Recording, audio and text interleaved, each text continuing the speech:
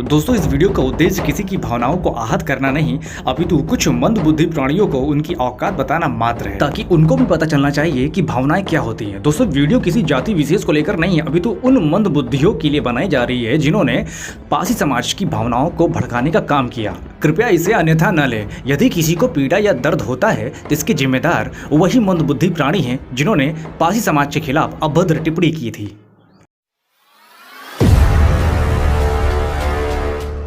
नमस्कार दोस्तों, आज आपका एक बार फिर से स्वागत है। वीडियो का टाइटल और थंबनेल देखकर आप समझ गए होंगे कि आज मैं बात किस पर करने वाला हूं।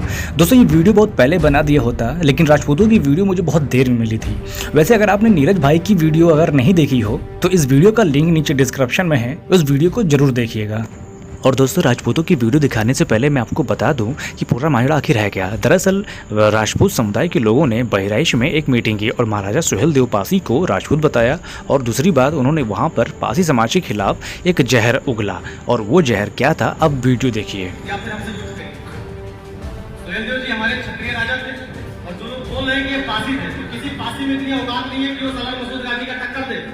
देखो राजपूत रक्त ही हो सकता है जो भिड़ेगा उससे, फिर उसके बाद यहाँ का युद्ध तय। यानी कि अब ये कर रहे हैं औकात की बात। दोस्तों ये वीडियो बहुत दिनों के बाद मिली, नहीं तो बहुत पहले वीडियो बन चुकी होती। तो जब औकात की बात की है तो आज इनकी औकात भी नाप लेते हैं हर तरह से, चाहे वो ऐतिहासिक हो चाहे वो धरातल हो। और दोस्तों ये वीडियो किसी जाति या समुदाय के लिए नहीं, अभी तो इन जैसे मंदबुद्धियों के लिए करारा जवाब है। इस वीडियो को ज़्यादा से ज़्यादा शेयर करिए ताकि इन जैसे लोगों के पास ये वीडियो पहुंच जाए। अब करते हैं औकात की बात। दोस्तों इनके जैसे तो है नहीं कि उलूल जुलूल बकना शुरू कर दे। अब इनको जवाब भी देंगे तो शिक्षित तरीके से देंगे, शायद इनमें शिक्षा का प्रसार हो जाए। सबसे पहली बात, महाराजा सुहेलदेव पासी विदेशी आक्रमणकारी सैयद सलार मसूद गाजी का खात्मा करके इस देश धर्म की रक्षा की। वो राष्ट्र रक्षक कहे जाते हैं जिन्होंने इस देश धर्म की रक्षा की थी। महाराजा सुहेलदेव पासी का कद इतना बड़ा है कि इनको दुनिया मानती है, सम्मान करती है, आदर भाव से देखती है, क्योंकि इन्होंने देश की रक्षा की थी। अब आस्थावश कोई भी इनको अपना माने, कोई दिक्कत नहीं है, किसी को दिक्कत नहीं है, लेकिन इनको अगर कोई दूसरी जाति का बताया जाता है तो पासी समाज की भावनाएं आहत होती हैं, क्योंकि ये पासी समाज से आते थे। अब दिक्कत ये है कि अभी तक तो राजवर समाज के लोग इन पर दावा करते थे, अब तीसरी दिक्कत ये है कि अब राजपूत समाज भी इन पर दावा करने लगी है, जो बिल्कुल खोखला आधार है। और ये किस्सा कुछ महीने पहले बहराइच में करणी सेना के नेतृत्व में हुआ। अब करणी सेना मुख्यतः राजपूतों की एक संस्था है जो राजस्थान जैसे इलाकों में बहुत ज़्यादा ही एक्टिव है, लेकिन उनको ये नहीं पता कि ये राजस्थान या मध्य प्रदेश या गुजरात नहीं है, ये उत्तर प्रदेश का मिडिल भाग है, यानी कि अवध। और पासियों को अवध का शासक कहा जाता है, और यही क्षेत्र यानी अवध पासी बाहुल्य है, यानी हजारों साल पहले यहीं पर थे और आज भी यहीं पाए जाते हैं। और सारी राजाओं महाराजाओं के किले खंडर यहीं मिलेंगे आप। और यही पासी तय करते हैं कि अगला मुख्यमंत्री कौन होगा, यानी कि ये उत्तर प्रदेश के भाग्य विधाता हैं। बोल रहे हैं कि ये पासी थे, तो किसी पासी में इतनी औकात नहीं है कि वो सलाम मसूद गाजी का टक्कर दे। तो इन भाई साहब को औकात और इतिहास दोनों के दर्शन कराते हैं। तो दोस्तों ये है हिंदुस्तान का नक्शा, और ये है उत्तर प्रदेश, और यहाँ पे अवध और यहाँ पे पासी रहते हैं। और यही पासी आज से नहीं हजारों साल से ही निवास करते हैं, जिनको अवध का शासक कहा जाता है। ये मैं नहीं कहता हूँ दोस्तों, ये है आर्कोलॉजिकल सर्वे ऑफ इंडिया, यानी कि भारतीय पुरातत्व विभाग। यानी इन सब क्षेत्रों पर पासियों का राज था। और जब आप एंशियंट हिस्ट्री पढ़ते हैं और हिस्ट्री का पहला चैप्टर पढ़ते हैं तो पहली लाइन में ही पासियों के बारे में बाकायदा दिया गया है, जिसको आप पढ़कर देख सकते हैं कि पुरानी साइटें आज भी पासियों की मिल जाती हैं और इनका यहाँ पर राज था। और जब अंग्रेजों का राज हुआ तो राजपूत भी अंग्रेजों की गुलामी की, और पासियों ने गुलामी नहीं की, तो अंग्रेजों ने इनको क्रिमिनल ट्राइब में घोषित किया। और जब क्रिमिनल ट्राइब एक्ट बनाया भी तो उसमें भी हमारे बारे में एकदम क्लियर मेंशन कर दिया है, और वो आप सामने देख सकते हैं कि मेंशन क्या किया है। It is a historical fact that there were Parsis chiefs who were first deprived of their possession by Aryan invasion. And आगे देखिए, बाय द मुस्लिम कॉन्क्यूरर्स, यानी कि ये ऐतिहासिक फैक्ट है कि आर्यों के आने से पहले यहाँ पर पासियों का शासन था, जो उनके आक्रमण के द्वारा ये अपनी जमीनों से वंचित हुए, और फिर बाद में मुस्लिम आक्रमणकारियों के द्वारा ये बाहर किए गए। और दोस्तों वीडियो को पॉज करके आप पढ़ भी सकते हैं। तो बोल रहे हैं कि ये पासी थे, तो किसी पासी में इतनी औकात नहीं है कि वो सलाम। अब हो ये भी सकता है कि इन मंदबुद्धियों को पासियों का इतिहास ही नहीं पता हो। अगर पता नहीं है तो इसीलिए इतिहास के साक्ष्य भी दिखा रहे हैं, ताकि देख के इनकी अकल ठिकाने पे लग जाए। और जो अब बोलने वाला हूँ उसे ध्यान से सुनिए। और इस बात का भी प्रमाण है कि राजपूत कभी पासियों से युद्ध नहीं जीत पाए, और जीते भी हैं तो बिना छल बल के ये जीत नहीं सके हैं। इसका ऐतिहासिक भी प्रमाण है। और दूसरी बात, जब ये गुजरात, मध्य प्रदेश, राजस्थान से विस्थापित होकर यहाँ पर आए तो इन्होंने पासियों के यहाँ पर नौकरियाँ की, और उसके बाद ही ये राज्य को हड़प पाए। और अब औकात की बात करें तो इतिहास का पन्ना आपके सामने है। Imperial gazetteer United province Lucknow division 1906 का, जिसका ये आप सामने देख रहे हैं कि एकदम क्लियर लिखा हुआ है कि इनकी औकात पता चलती है, इन राजपूतों की औकात पता चलती है। The Rajput generally found the soil occupied by Parsis, whom they crushed or drove away. Under the early Muhammadan kings of Delhi, the country was nominally ruled by the governor of Bahraich. यानी राजपूतों ने जिन जमीनों पर कब्जा किया है वह दिल्ली के मुस्लिम शासकों के नेतृत्व में पारसी जाति को नष्ट करके ही हासिल किया है। ये इनकी औकात थी कि अकेले कुछ भी नहीं कर पाए।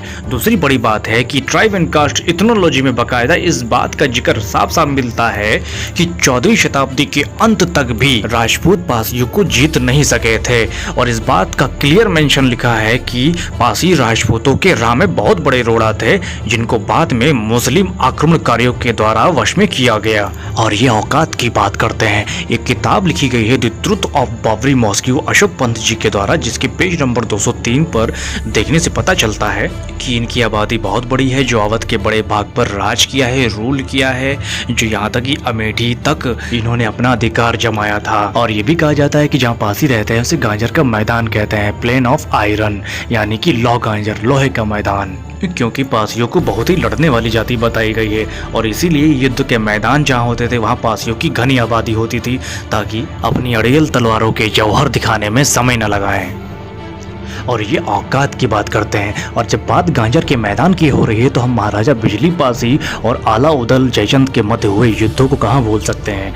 यानी कि जयचंद और आला उदल ने मिलकर महाराजा बिजली पासी पर हमला किया था, अटैक किया था, और जिससे जयचंद और आला उदल को उल्टा ही नुकसान झेलना पड़ा। तो अब इन मंद बुद्धियों को औकात के नाम पर बहुत कुछ जानने को मिल गया होगा, और यही बात राजभरों ने कुछ महीने पहले कोशिश की थी, जिसके जवाब में पासियों ने बस एक छोटी सी कोशिश की थी, लेकिन एक भी राजभर दिखाई नहीं पड़ा था। वो वीडियो नीचे लिंक डिस्क्रिप्शन में दे दिया गया है, इस वीडियो को आप जरूर देखिएगा। तो आज इनकी औकात बड़ी कायदे से नाप लेते हैं, और ये औकात की बात करते हैं तो ये औकात आप जरूर देखिएगा जो अब देखने जा रहे हैं। चिंता को तलवार की नोक पे रखे वो राजपूत, रेत की नाव लेकर समंदर से शर्त लगाए वो राजपूत, राजपासी राजा हंसा को सेना सहित घर बुलाकर शादी की दावत कराकर नशे की हालत में करके धोखे से मारने वाले वो भी राजपूत, यानी विश्वासघात। तो औकात तो होगी ही ना। जी हाँ, बिल्कुल दोस्तों, सही सुना। एक समय जब अवध में पासियों का एक छत्र राज था तो यही सीतापुर, मितौली, खीरी और हरदोई यहाँ पर पासियों का राज था, जिसके सबूत आर्कोलॉजिकल ऑफ इंडिया में मिल जाएगा। और उसी में से ये जो राजपासी राजा हंसा वाला जो कांड है ना, वो आपको जरूर जानना चाहिए, और आपको पता चलेगा कि कौन किसकी कितनी औकात थी। तो औकात की बात करने वाले अपना इतिहास खोल कर तो देखो कि छल बल का सहारा क्यों लिया, आखिर हो तो राजपूत। तो दोस्तों, हम बात कर रहे हैं राजपासी राजा हंसा की। ये इतिहास की सबसे बड़ी दुख भरी कहानी है, जिसको मैं शॉर्ट में बताऊंगा, जिसका व्याख्यान सीतापुर गजेटियर और आर्कोलॉजिकल सर्वे ऑफ इंडिया की रिपोर्टों में मिल जाएगा। दरअसल ये ऐसे पासी राजा की कहानी है जिसने राजपूतों से उनकी बेटी का हाथ मांगा था, और राजपूतों ने घर बुलाकर उनको जहर देकर मारा था। तो इसमें लिखा है कि Pasi were headquarters were at माहौली।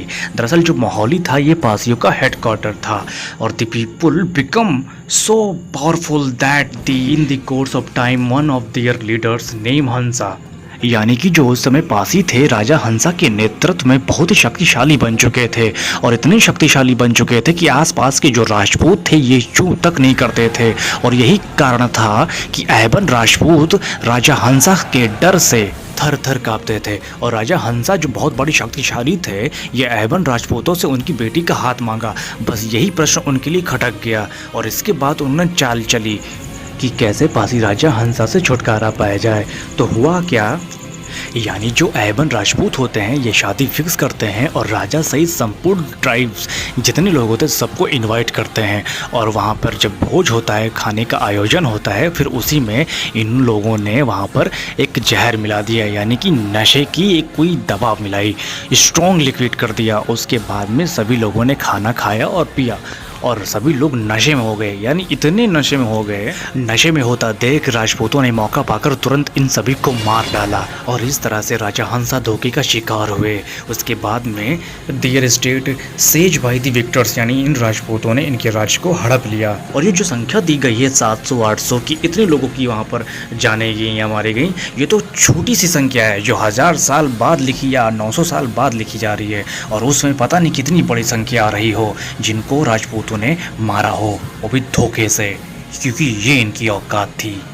तो दूसरी सबसे बड़ी बात यह है कि जब राजपूत जातियां अवध में दाखिल हुई तो पासी जो थे अवध के, जो पहले से शासक थे, तो इनसे और राजपूतों में युद्ध होना स्वाभाविक था और इसीलिए राजपूतों ने कई सारे राजाओं का अलायंस मिलाया ताकि पासियों को हरा सके। यहाँ तक कि मुसलमानों का भी अलायंस इन्होंने किया था और उसी का उदाहरण एक सामने मैं रख रहा हूँ जो गजेटियर ऑफ अवध का है।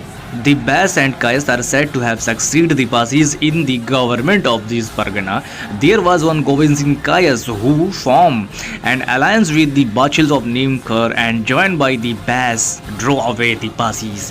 देखिए दोस्तों, बिल्कुल सामने लिखा है कि अलायंस विद द बाचिल्स, यानी जो उस टाइम पे कायस थे, बाचिल्स थे और बैज राजपूत थे, इन्होंने अलायंस किया। उसके बाद में कहीं पासियों को बाहर किया, यानी कि हराया उनके जगहों से।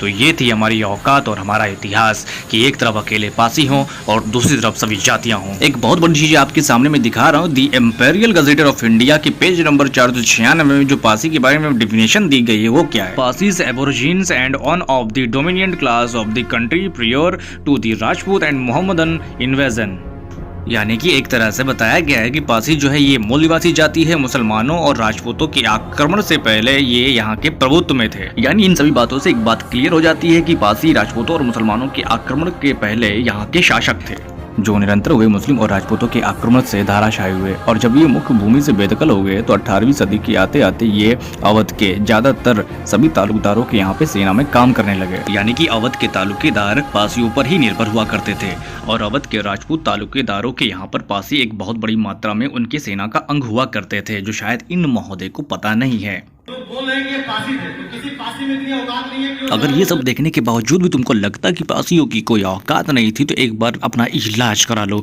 अगर समझ में आ गया होगा तो पासी समाज से हाथ जोड़कर माफी मांग लो। और दूसरी बात ये कि राजपूतों के सेना में पासी का होना जो बताया हूँ ये कोई सहानुभूति पाने के लिए नहीं, अपितु यह दिखाने के लिए कि ये हमारी औकात थी कि तुम हमको हायर करते थे, ये थी हमारी औकात। यदि तुमने औकात की बात मात्र इसलिए की कि तुम पासी की शारीरिक बलिष्ठता को परख सको, तो मैं तुमको एक अच्छा सा उदाहरण देता हूँ। वो किसी पासी ने नहीं लिखा, वो किसी एक ठाकुर इतिहासकार ने ही लिखा है। हरदोई का स्वतंत्रता संग्राम एवं सेनानी, जिसे धर्मेंद्र सिंह सोमवंशी ने लिखा है। इनके पेज नंबर 36 पर जाने से पता चलता है एक विशेष घटना का जिक्र है। चौथा मितौली युद्ध वर्णन 9 नवंबर 1858। राजा ने मितौली गढ़ी सुरक्षित समझकर उसमें अपनी सारी फोर्स लेकर पहुंच गए। रास्ते में 2 तोपे राजा केदारनाथ थमरवा को सौंप गए थे। कहा था कि पुनः जब लौटेंगे तब ले लेंगे, जो कि बाद में पकड़ी गई थी। रोइया दुर्ग से रात में राजा अपने रथ पर रथी लाखन सिंह तथा बलशाली अंगरक्षक गोखरन पासी के साथ निकले थे, परंतु 2 अंग्रेज घुड़सवार सैनिकों ने राजा को देख लिया था, अतः वो दोनों राजा के रथ के पीछे राजा को मारने चल दिए। घोड़ों की टापे सुनकर राजा ने देखा कि पीछे 2 घुड़सवार आ रहे हैं। राजा ने गोखरन से कहा, देखो ये कौन है? गोखरन ने बताया, शत्रु हैं। अतः गोखरन ने राजा को निश्चित रहने को कहकर अपना 40 किलो का लंबा फरसा निकाल कर किनारे खड़ा हो गया। जैसे ही घुड़सवार पास आए, वीर गोखरन ने अपने फरसे से एक अंग्रेज तथा घोड़े को आधा आधा काट डाला। दूसरा अंग्रेज मूर्छित होकर गिर गया, उसे रथ के पीछे बांधकर मार डाला। 8 या 9 दिन ही मितौली में रह पाए थे कि अंग्रेजों को पता चल गया कि राजा तथा उनके साथी फिरोज शाह एवं लक्कड़ शाह मितौली में हैं। और दूसरी विशेष घटना है 19 अप्रैल 1858 को। वीडियो को पॉज करके इस पूरे पैराग्राफ को पढ़ लीजिए, फिर नीचे देखिए कि गोखरन पासी ने दोनों सैनिकों को अपने दोनों बगलों में ऐसे दबा लिया जैसे भेड़िया बकरों को दबा लेता है, और सैनिकों को गोखरन ने दबाकर मार डाला। ऐसे बलिष्ठ थे दोनों नरवीर। ये थी हमारी औकात। और तुम्हारी नजर में अगर लड़ना एक औकात होता है तो याद रखना कि राजपूतों ने पासियों के बिना युद्ध नहीं लड़े हैं। चाहे अपने घर में पता कर लो या फिर अवध के रिश्तेदारों से। और दूसरी बात यह है कि और इसलिए भी शामिल करते थे कि तुमको पता था कि जो पासी है एक नहीं 10 के बराबर होता है और मुझे अब कुछ बताने की जरूरत नहीं है। अरे तुम लोग तो अपने सैनिकों की इज्जत नहीं कर पाए और तुम हमारी औकात देखना चाहते हो। ये वीडियो देखने के बाद यदि शर्म से पानी पानी हो रहे हो तो बहुत ही जल्द एक वीडियो जारी करो और पासी समाज से माफी मांगो। और दूसरी बात यह है कि महाराजा सुहेलदेव पासी को राजपूत होने का दावा करना यह एक मात्र छलावा है और एक तरीके से पूरा खोखला दावा है। यदि लगता है कि उस समय बैस राजपूत थे तो फिर साक्ष्यों के आधार पर बात करो। इस तरीके से ढिंढोरा नहीं पीटा जाता। और साक्ष्य क्या दिखाओगे? यही दिखाओगे कि 12वीं सदी में राजपूत यहाँ बसना शुरू हुए थे और उससे पहले यहाँ पर पासियों का शासन था। तो दोस्तों आज के लिए बस इतना ही। ये वीडियो बनानी बहुत ज़रूरी थी। और दूसरी बात ये कि हमारे चैनल पर आप आए हैं तो हमारे इस वीडियो को लाइक कीजिए और इस वीडियो को शेयर कीजिए और हमारे इस चैनल को सब्सक्राइब कीजिए और ऊपर बेल आइकन जरूर दबाइए ताकि आने वाली वीडियो आपको मिल सके, जिसका नोटिफिकेशन आपको मिल सके। बहुत बहुत धन्यवाद।